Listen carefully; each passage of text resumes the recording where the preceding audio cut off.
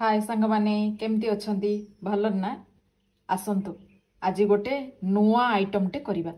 आपण माने आलू रे आलू चप खाइथिबे किंतु अमृत भंडार आलू चप खाइछंती नाइ।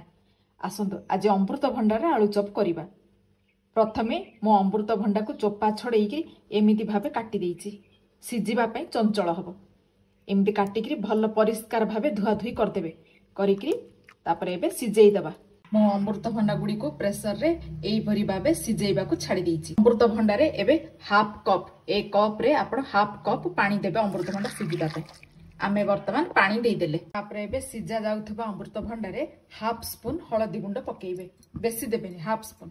अमृत भंडा रे आपण जेतिके अमृत भंडा नैथिबे सेतिके अमृत भंडा को देखिकरी लूण पकेइकरी सिजेइ देबे। एबे आमे ढांकुणी बंद कर दो सिजिबा पई किछि समय छाडी देबा। मिति छोट 2 गिना रे 2 गिना आपण बेसन नहीं जिबे। एबे देखि नबा हमर अमृत भंडा गुडी को सिजिलानी कि नाही। अमृत भंडा गुडी को एबे ठीक से सिजी जाइछि।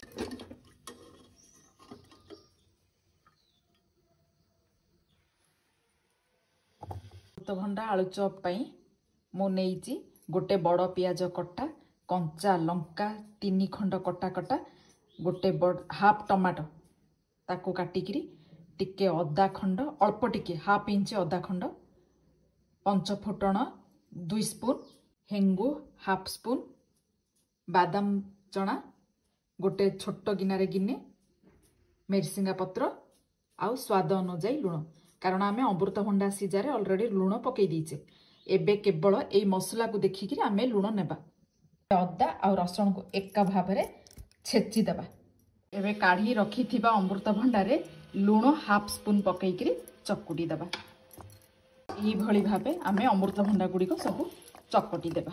एबे हमर अमृत भंडा गुडी को भलो भाबरे मु चकटी देइछि। एबे कड़ाई नेबा। कड़ाई रे आमे 2 स्पून सोरिष तेल पकई देबा। सेही सोरिष तेल रे रखी थिबा पंच फुटण सब पकईबा।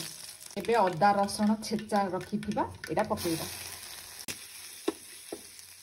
अदा रसुण छेचा आमे कसिला भितरे एबे कोन करिबा आमे रखी थिबा बेसन को जोटा कि अमृत भंडा आलू चॉप रे आमे गोळेइबा। सेथरे आमे कोन करिबा गोटे छोट स्पून लूण गोटे पकेइबा। आउ सेथरे अल्प टिके पुडकी रखी थिबा लेंबू पानी एथरे पकेइबा। लेंबू पानी पकेइले हमर अमृत भंडा चॉप रे बेसी तेल भिजिबो ना। एबे मु हाफ कप रे कप पानी नेकी एथरे पकेइ। एबे आर बेसन रो घोळ बनेइ देबा। रसुण पक्का होइबा। एथरे काटी रखी थिबा पियाज आमे पकेइबा।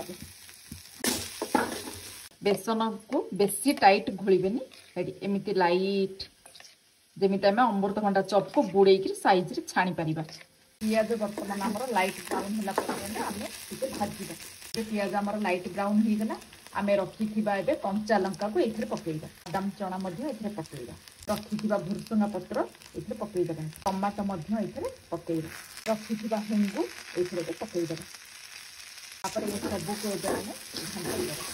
एबे हमर सब मसला कसा रेडी हो गला। एथरे एबे रखकटिकरी रखी दियो अमृत भंडा एथरे पकेइबा।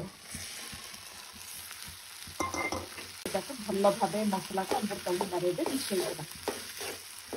वर्तमान हमर अमृत भंडा कसा रेडी हो गला। एबे हमर तेल ताती जाईछि। एबे रखी थिबा अमृत भंडा चॉप रो गुळा जाको एबे बेसन रे गोळेई गोळेई मु छाणीबी।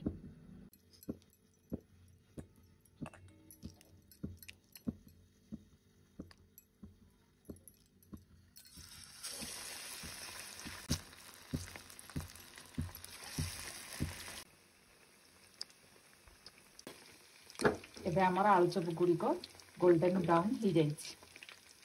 ए जो गुडा को हो जाईछि एबे हमें धीरे धीरे आको काढी दबा गोटे प्लेट। एबे हमर रेडी हो गला अमृत भंडा आलू चप। आपण माने घरे मध्ये ट्राई करंतु। आ केमती लागिला मते कमेंट माध्यम रे जणांतु एवं मो चैनल को लाइक शेयर एंड सब्सक्राइब कर दियंतु। रहिली नमस्कार।